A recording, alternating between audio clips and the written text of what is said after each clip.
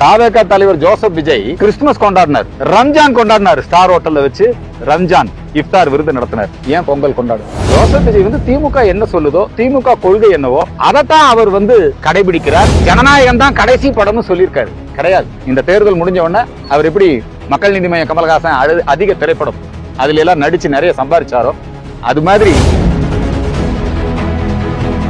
தாவேகா தலைவர் Joseph Vijay Christmas கொண்டாடினார். உங்களுக்கு தெரியும் இல்லையா? ஸ்டார் ஹோட்டல்ல எல்லாத்தையும் கூப்பிட்டு கிறிஸ்துமஸ் கொண்டாடினார். ரம்ஜான் கொண்டாடினார். ஸ்டார் ஹோட்டல்ல வச்சு ரம்ஜான் இஃப்தார் விருது நடத்தினார். ஏன் பொங்கல் கொண்டாடணும்? ஜோசப் விஜய் திமுக என்ன சொல்லுதோ, திமுக கொள்கை என்னவோ அதைத்தான் அவர் கடைபிடிக்கிறார்.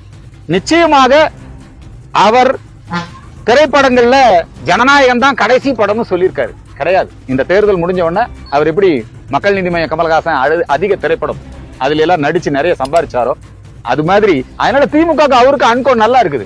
ஏன் திமுக இன்னை வரைக்கும் ஜோசப் விஜய் கைது பண்ணல? 41 பேர் செத்து போயிருக்கிறாங்க இல்லையா? 41 பேர் செத்து போன போது நீங்க ஜோசப் விஜய குற்றம் சாட்டுறீங்க. ஏன் திமுக போலீஸ் திமுக ஜோசப் விஜய களமிறக்கி விட்டுருக்கு. ஏடிஎம்கே பிஜேபி கூட்டணி அதுக்கு போற ஓட்ட தடுக்கணும், ஓட்ட பிரிக்கணும். புரியுதுங்களா? அதுக்கு என்ன பண்றாங்கன்னா இந்த விஜய் மூலமா அவங்க அப்படி ஒரு முயற்சியை திமுக எப்பவுமே செய்யும்.